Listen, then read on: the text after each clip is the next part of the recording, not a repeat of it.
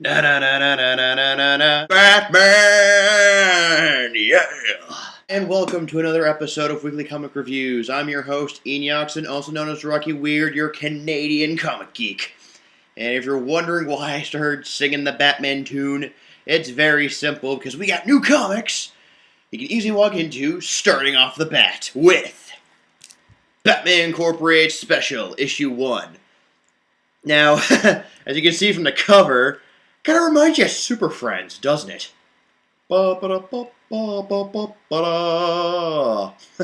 Long story short, is that, it's just a bunch of, a couple of one-shot stories. Yeah, more than one, weird.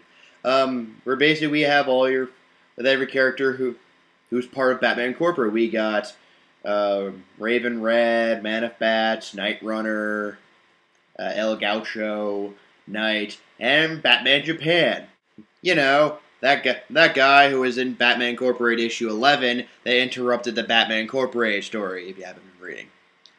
Anyway, just to verify, I like these stories. Well, they're really good. It's like trying to tell the audience, we got more Batman Incorporated stories coming soon. Which is weird because, well, Batman Incorporated just ended. I do hope they do bring these characters back. I really do. It would be nice to see Batman Japan or a Knight story. Other than that, if you don't know who these characters are, no worries. You can easily just read these. Strongest story on here, the Knight story. Weakest of them all, and one I find is the most awesome, the Bat Cow story.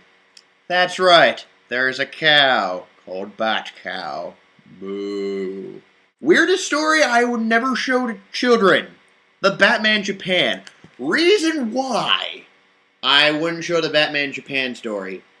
For one, no matter how many people say it was because it was an inconvenience that it interrupted the Batman story. Batman Japan is a fun read nonetheless, though. Weirdly enough, it starts off like your typical manga. The kids look like manga characters and everything. It seems like your typical tokusatsu show. Unfortunately, I wouldn't show this to kids because, one, there are body parts, like a severed hand. Darth Vader, the Fiend! Story short, it's basically there's a guy who's basically harvesting people's organs to sell on the black market. What kind of black market? A vending machine. You know, in an area where kids mostly hang out. Good move, bad guys, good move.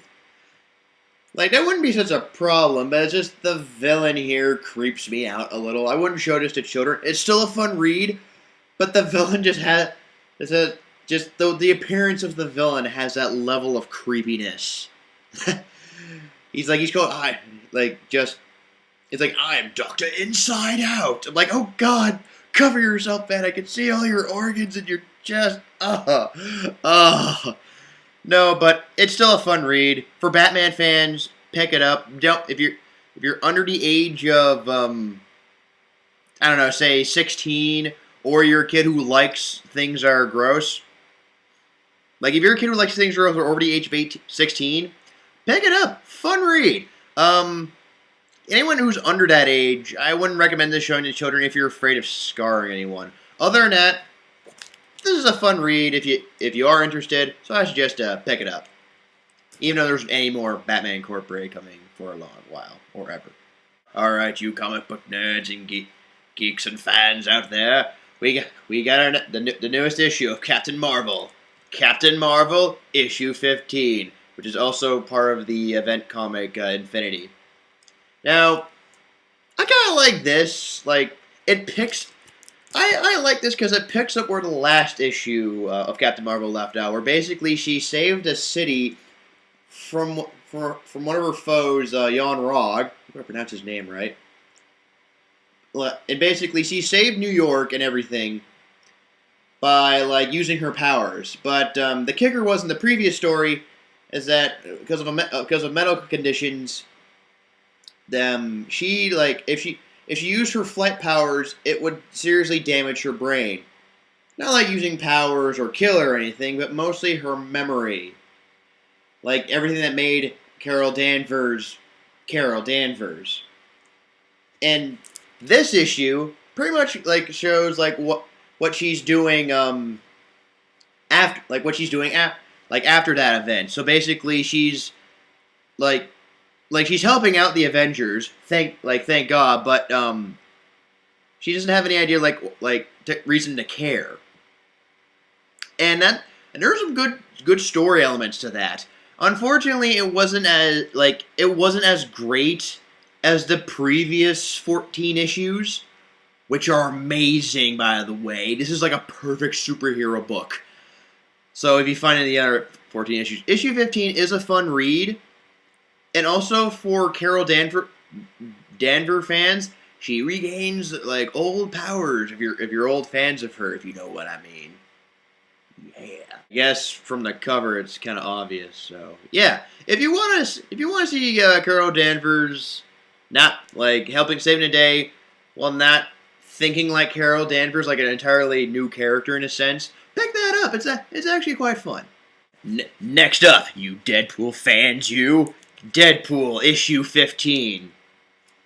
There's a lot of 15s out there. I just realized. If you haven't been paying attention to the series, Deadpool realizes that that people are basically like knocking him out and stealing his organs. He has healing factor, so he can grow new ones. But that's kind of scary, isn't it? Like if some random person knocks you out, and while you're unconscious, they harvest like a liver or kidney from you. It's very frightening. But here, like he tries to get the bottom of it because in the previous issue, he actually struck back. And now apparently, like, the mastermind behind these shenanigans was a guy named Butler. Yes, the Butler did it. He goes to Wolverine, he goes to Captain America. And, like, he pretty much established, basically, he also establishes Butler's reasons why he's doing this. And I'm just gonna spoil this a little bit. I love his reasons why Deadpool is so important. Because, for those who don't know Deadpool is basically a guy who went to Weapon X to basically find a cure for his cancer. So they basically experimented on him with Wolverine's DNA. He's basically cured, pretty much, except the basically the condition is now he now has a healing factor. He can heal us just as fast as Wolverine. Like he can, if you sever his hand, he can put it back and it'll heal over and he's fine. It's just basically his entire skin is now deformed and burnt. Like he looks like best description like Freddy Krueger if you want to get down to it. And I love how like in there Butler's like, wait a minute, you found a cure for cancer and you let him go. You flushed him down the drain. What is wrong with you? No, and just which is basically that's another reason why he's doing this. It's a little creepy, like when he talks to one person, like in a Mr. Freeze kind of way. But this is kind of fun because this is part one of the 5-part story arc: the good, the bad, and the ugly. And for the first issue, it's not. In the words of Kent Brockman, things are gonna get worse before it gets better. So if you're a Deadpool fan and you like this sort of dark. Dark story with a lot of humor, pick this up. It's really a fun read.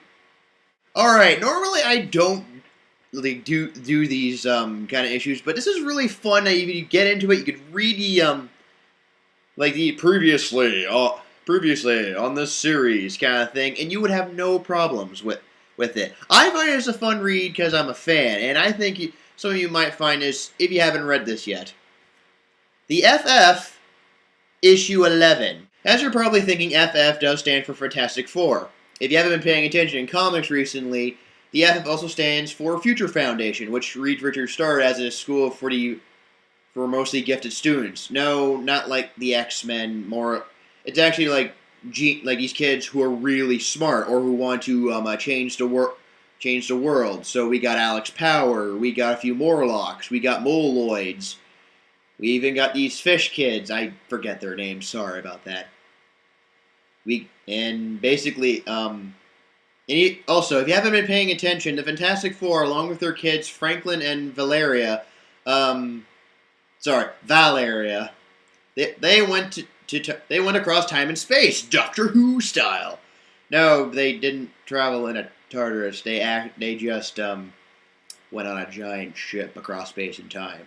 Still good stories though. Meanwhile, while they're having their space-time adventure vacation, also trying to figure out what's happening to their bodies, they actually found replacements for themselves, which they are called the FF. And basically, they're supposed to only last for 4 minutes, because time and space. Although something went horribly wrong, and they're basically sticking around as new Fantastic Four much longer.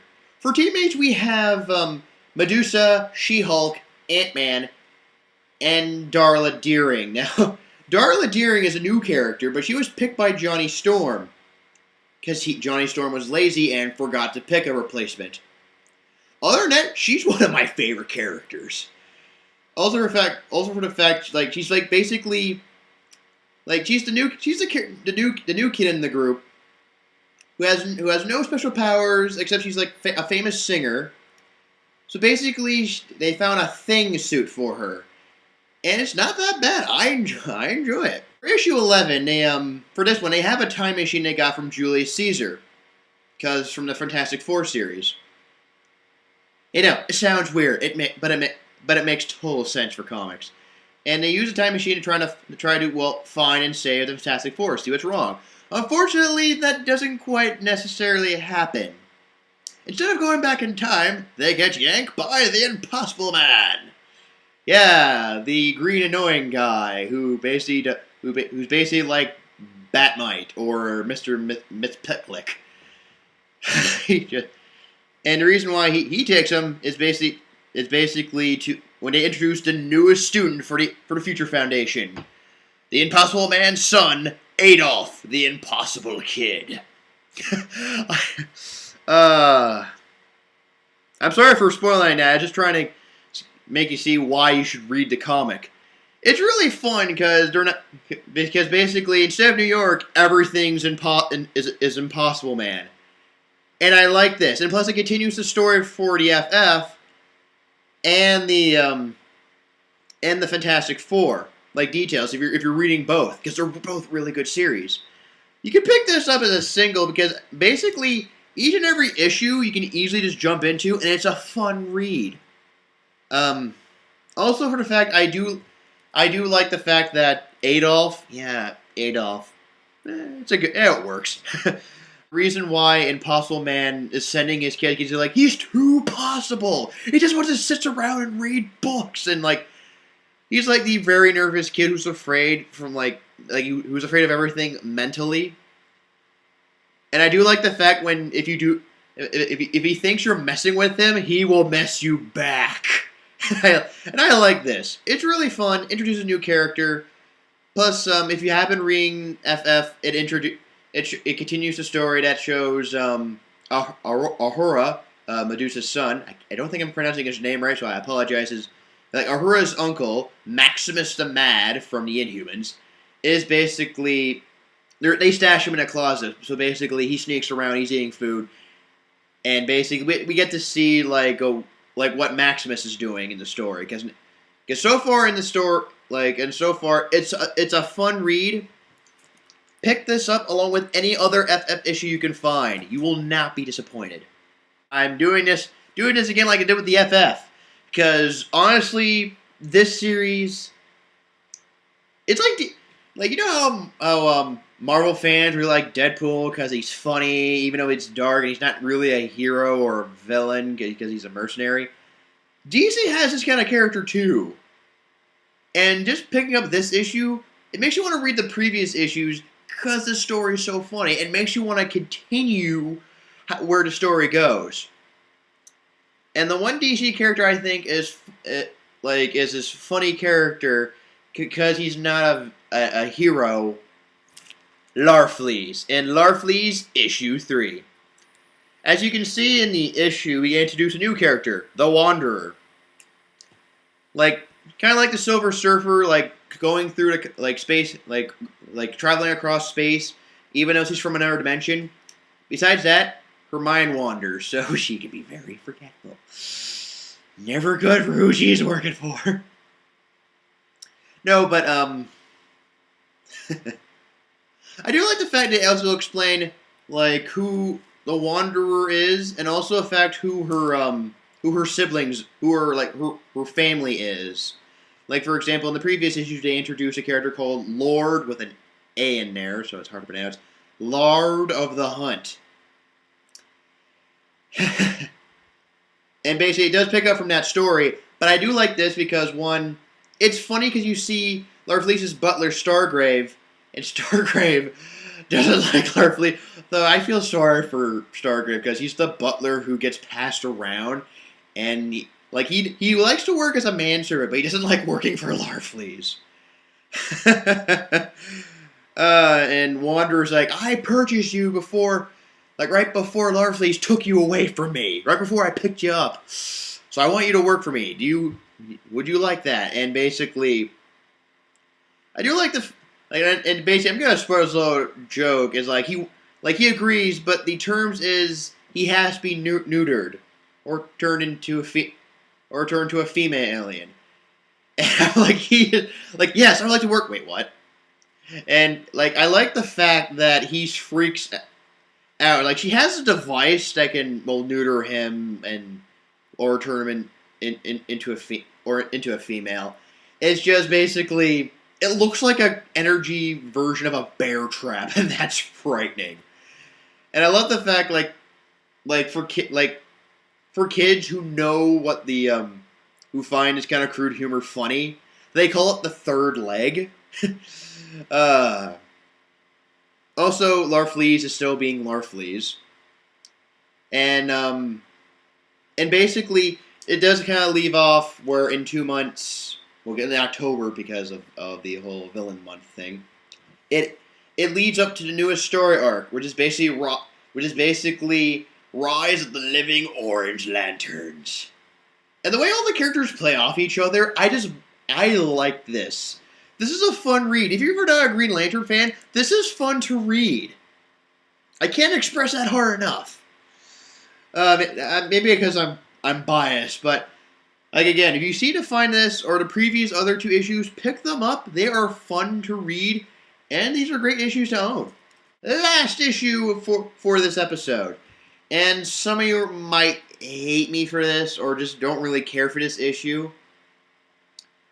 Because I have talked to a few people that think, oh, he's not a real superhero. The comics, Superman issue 23, Psy-War Part 1. Now, chances are you have not been picking up on Superman like I have. Chances are. There's been a few issues after Hell on Earth. Yeah, ignore the Hell on Earth for now. But basically for the past few issues, it's been somewhat building up to this kind of thing, where they introduce Hive and its leader, the Hive Queen. Almost thought it was called Queen Bee. Basically, it's like Queen Bee, right? She's like Queen Bee, only she's blonde and doesn't rule a country, just rules an organization that basically wants to serve the world to Brainiac on a silver platter. I should probably mention that in the previous episode, they introduced Hive, they introduced Hector Hammond, who's still a giant head, and looks much better than the Green Lantern movie ever did. Anyway, the story is basically Hive's been building this up, and basically now they're, in this issue, you could easily pick this up, you wouldn't feel lost. Basically, Hive decides to take over Metropolis. Mostly for the fact that in an annual, and I'll just spoil this for you in case you can't find it, is that Brainiac is returning, because when Brainiac first got introduced in Action Comics, he shrank a part of Metropolis, and when that happened, 20 people got affected for ways for Brainiac to come back in in what we remembered, instead of a giant alien brain slug into a normal-sized green bald man. Yeah. So far, Hive Queen is trying to mind control Metropolis, basically trying to prepare Earth for Brainiac's arrival. Superman, you will fall for my hypnotic jelly. All the sticky stuff, it's all made up losing my mind. Yeah, if you look through the pages, Superman looks like he's being covered in honey. A deadly bee weapon. Sorry, I had to play that. It's hilarious. Also, like, and by Cywar, it's the Hive Queen and Hector Hammond who portrays them because he just wants to he wants to rule the world with mind control, but doesn't want to give it the Brainiac. So basically, it's an all-out war where half the people are basically have glowing yellow eyes. That's who are under control of Hive Queen, while while people under Hector Hammond's control get giant heads. Now that I am under Hector's control, I will stop Hive. Yeah, that's kind of going on. It's a two-parter. Well, the second part's in Action Comics issue 24. It's actually an okay read. Like, sure, you might be interested to see what the heck's going on, but like, it's typical Superman stuff where he's having a hard time with mind control. And unlike Marvel, there's a very few people who can read and control minds. So having a character trying to deal with this sounds like a really cool idea.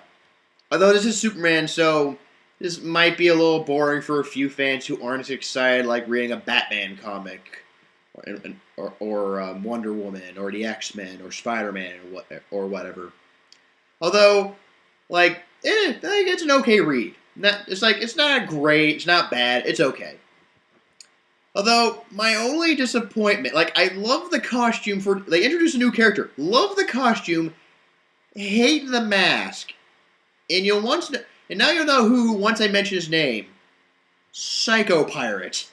Now, for Psycho Pirate, he wears this golden mask called the Medusa mask that basically you can control people's emotions, or basically, like, mind control people or control their emotions and whatever, while wearing a black and yellow suit, which kind of reminds me of somewhat of a clown. That actually works. I do like his new costume. He's wearing like a black shirt, black army pants. He has like the red coat, which has the same color scheme as his old Psycho Pirate costume. But I don't like the Medusa mask. Weird, right? Because here's the weird thing. It looks more like what you know when you hear Medusa mask. It's not just a plain golden face mask you just put on and it just makes emotion faces when you want people to feel happy, sad, or angry. Here's basically, it's a mask that covers the upper part of his face with these energy snakes coming out of it. Like, I wish they made the Psycho Pirate origin story a little bit, worked on that a little bit more. But it's kind of cool that he comes in and basically, you thought the Hive Queen and Hector were bad. This guy's much worse, and he already knows who Superman is with his mind powers. And again, this all relates back to Brainiac. No, this is it's an okay read if you can this is actually fun for a car ride for a car ride home or a bus ride home for those of you who don't ride cars. Still, fun read. Thank you all for watching. I am the Canadian Comic Geek. I will see you guys in the next episode. Bye bye.